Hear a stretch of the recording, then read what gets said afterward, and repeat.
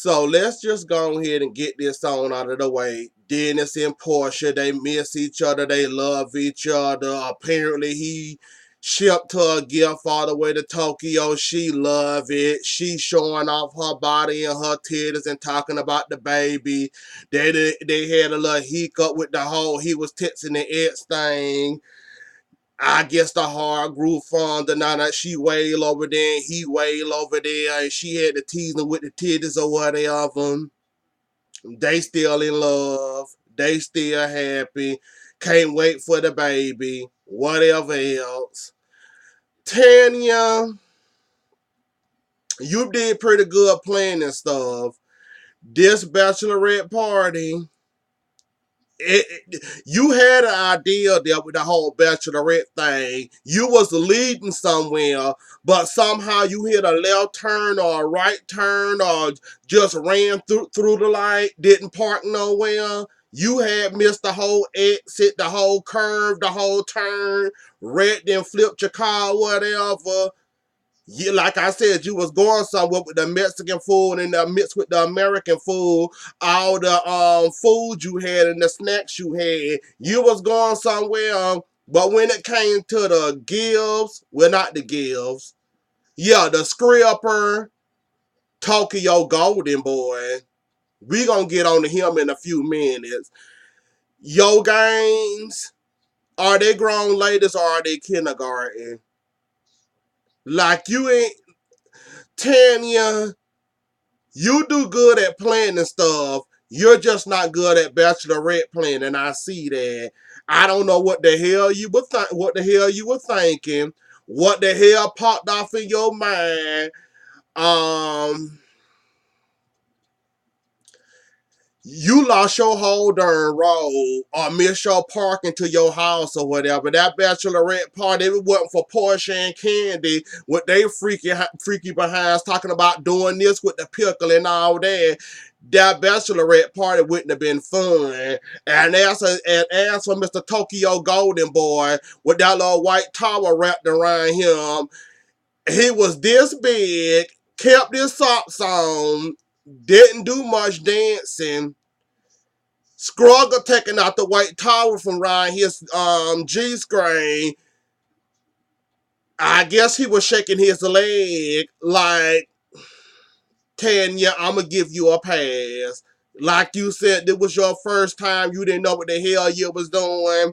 You tried. You could have kept that golden boy wherever the hell he bounced or whatever house he bounced from under or whatever bouncy house you found him in or how much you paid him for that little 2-minute shake he did and left his socks on. Barely did something. Eva didn't want none. Cynthia didn't want none. They yelling and screaming at him to take his socks off. He wouldn't do that. He barely even shake the bone. Did he even get his blood warmed up in his body? Because that's just how much he barely moved. Like, where the hell did you get him from? A street corner? Did you hold up a sign or something to say, I need a scripper for about 20, 30 minutes to come in and put on a G? Tanya, where the hell you got him from? Tokyo Golden Boy, my behind. Ain't nothing Tokyo, ain't nothing golden about him. And he darn sure ain't no scripper. Hell, I didn't see other people do it. Hell, I didn't see better people with no rhythm do more than what he did. Like, Tanya, you tried, baby. You tried. Like I said, I ain't gonna give you too much, but baby, you tried. Nene, you was all over the place with your emotions. 1 minute you're mad, you pissed, you angry, jumping down Tanya's throat over some words. Cause you was in your feelings, you needed somebody to attack, so you chose Tanya. You went try with nobody else. Tanya was the easy target. That supposed to be your big spender in your store. You was in your feelings. You hurt that girl feelings. That girl was still upset. So you decided to come to this girl bachelorette party, pissy and all. up in your feelings, still mad at Greg because Greg wasn't paying you no attention, and you barely talked to Greg, and when you talked to Greg, it was always, I'm busy, I'm doing something, I can't talk to you right now, or y'all arguing and yelling, or you yelling at the producers and all that. Like, Nene, you could have just stayed your long leaking behind it. You could have stayed your telephone pole behind in that hotel room and just sat there and soaked in silence or something, baby. You came to that bachelorette party and you sat there with your long face hitting the floor. Really, you did. Like, why did you even come? Okay, you mad at Tanya. You don't think Tanya getting it. Tanya still trying to figure out where the hell y'all went wrong at. She want to try to make it work. She offered to fix you a drink. You walking around there with a bottle in your hand like you a bartender, grabbing the alcohol, taking it over here, walking, the girl falling behind you. Do you need me to make you a drink? You need me to do this for you? You sit up there with your face dragging all over the floor with the alcohol all of you. Like, Nene, why you just didn't stay in your room? You said you need to simmer down after the whole tenure thing.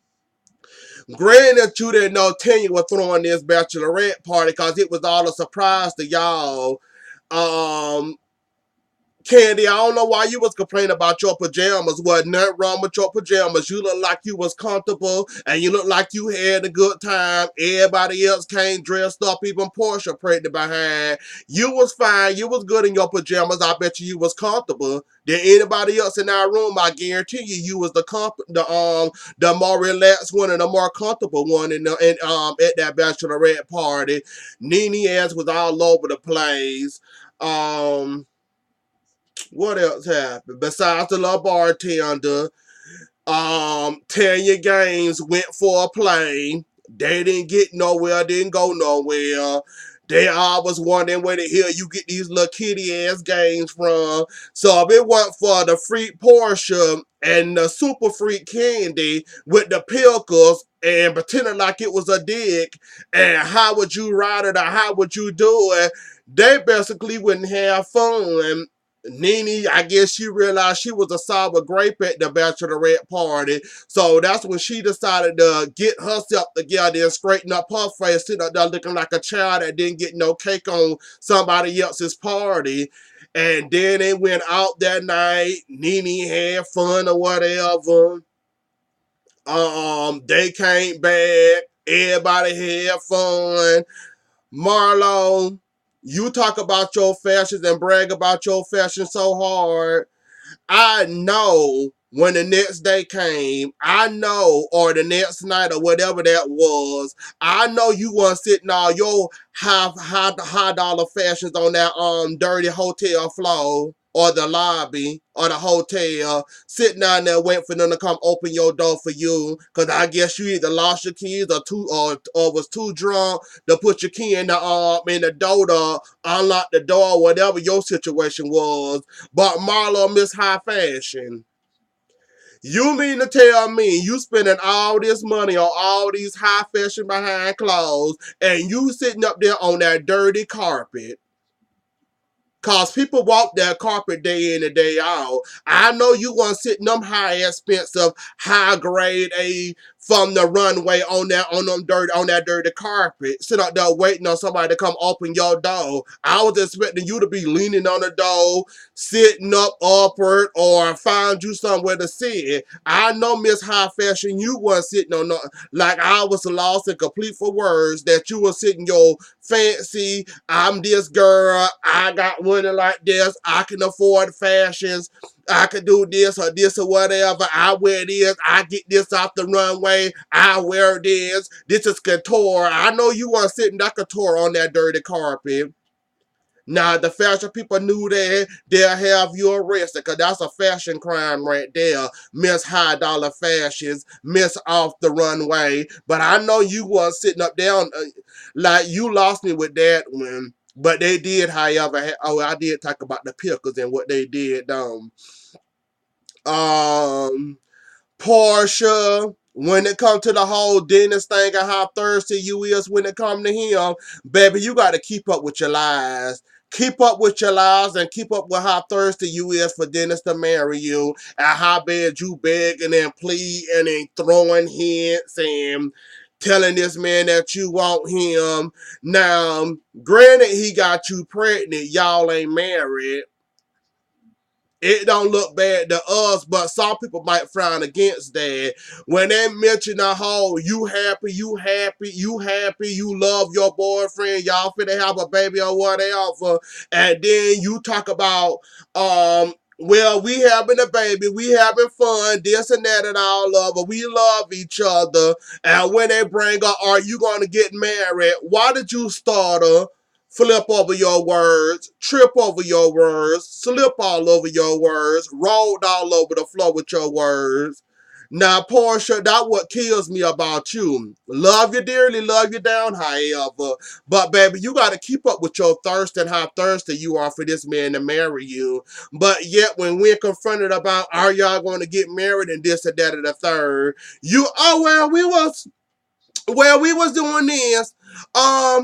We might, well, we might get married. I don't know yet. It's up to him. Didn't you say I think we was giving each other hints, or we might get married soon, or before the baby come, or whatever the hell you said? Like, you was running from the hurdles. You tried to jump over the hurdle, and every hurdle you got to, you was tripping, falling on your face. When it comes to that, is Dennis gonna marry you question? Portia, you fall and slip and roll all over the ground. That's just like a puddle of water that you try to avoid, but yet every time you try to avoid it or walk past it, you do like this and bust your ass. Like, come on, Portia. You got to learn how to control yourself when it comes to that questioning and stop getting slipped up over that question. Eva's still trying to enjoy herself. Her grandpa, still alive. He doing fine. He not dead yet. So Eva trying to enjoy herself. Trying to enjoy the last 2 days or 3 days left for Tokyo before they leave. So she trying to enjoy herself or whatever. And she trying to enjoy herself. Um, yeah, she was trying to enjoy herself. Oh, I'm to the party still. That's why I'm fucked up. Oh, excuse me. Hold on. Wait a minute. Wait a minute.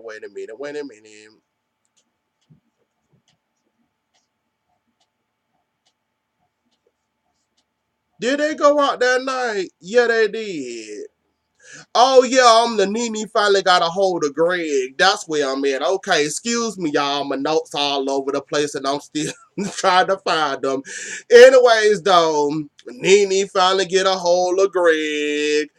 Um, they talked to whatever. She happy to hear from him, but she didn't show her.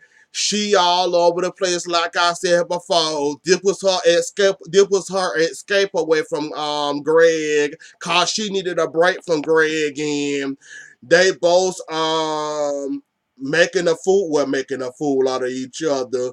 They both tired of each other and whatever they going through and carrying on or whatever. So this was supposed to be her breakaway from Greg, but you see how that turned out.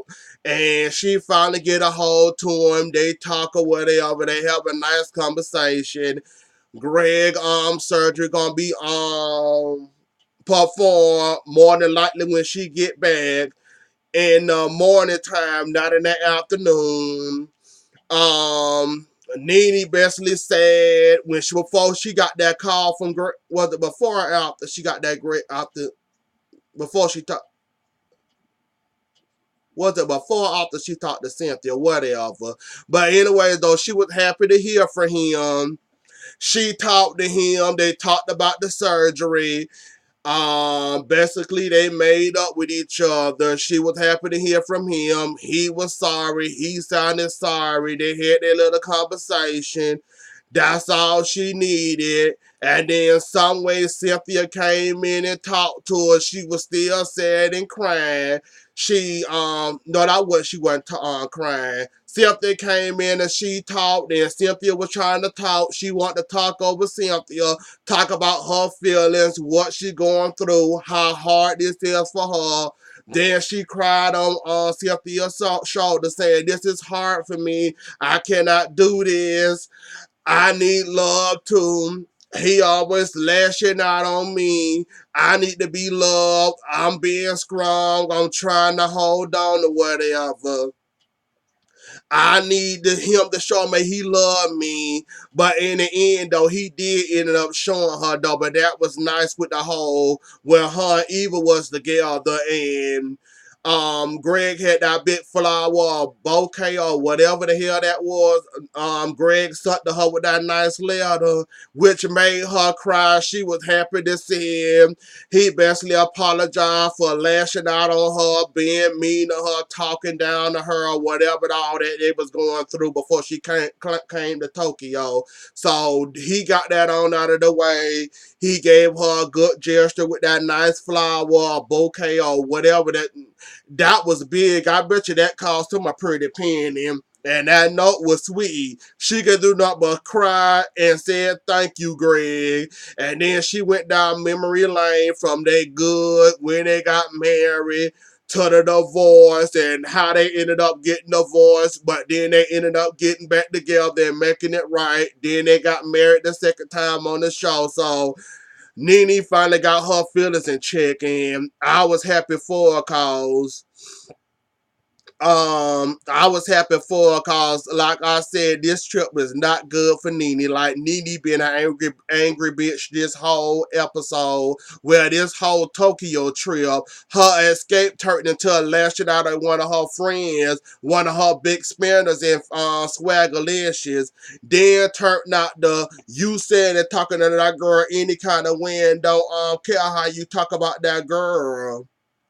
How you talk about that girl or whatever, and then give it there how you talked about Tanya, and then care what you thought about her and how you hurted that girl feelings. Then you needed to simmer down and all that. So I was glad you finally got yourself together, and I'm glad after that Greg talked to you and you finally got to talk to Greg and you finally got your feelings in the check. Now you need to apologize to Tanya and tell her how wrong you was, that you was lashing out at her cause you was mad at Greg this whole entire time. You couldn't cuss him out cause he going through what he was going through. That would look mean and nasty on your behalf. So you had to take it out on Tanya, which is also bad for you, lashing out on people that didn't do a goddamn thing to you, and you mad in your feelings at the moment, and you decided Tanya was the easy target for you, so that's why you attacked her. You didn't attack Cynthia, you didn't attack Marlo,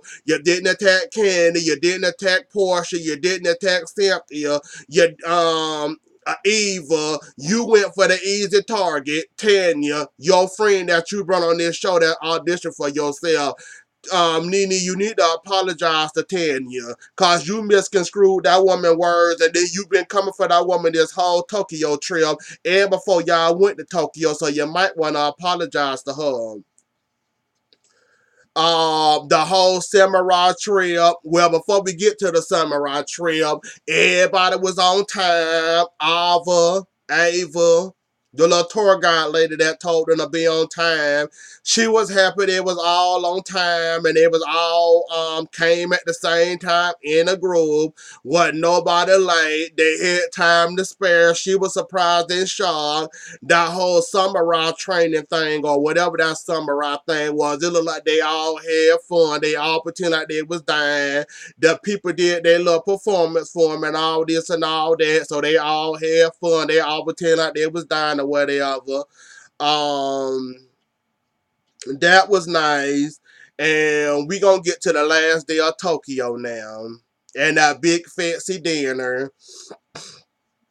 Yeah, that big fancy dinner and Nene wanted sake. Shamara getting fun of was it Eva getting Eva getting fun of Shamari now, saying that she likes sake, she like alcohol, she's a party girl like her, they can get along or whatever. So Nene had sake, Portia still, I don't want no raw fish while she pregnant or whatever though. Eva gave a little speech about everybody give a high and a low and what's happening. And she gave a speech that she enjoyed everybody. She had fun. We all had our moments, but she was glad that everybody came to Tokyo with her, enjoyed her little bachelorette party, and came and had a nice experience for her. Then they all went around the room and said they all their highs and lows. Cynthia Laws is, of course, missing her baby, the baby that she wouldn't let go, all the way in Washington, D.C., and her highs is Mark Hill, and how she excited about him, and how she said she wasn't going to get married after Peter. Now she all for getting married and all for enjoying herself and all for the marriage and all this and all that, which I don't think gonna happen because I think you doing a Porsche, you rushing it. Um, Candy Laws is balancing um, her career and balancing being super mom at the same time.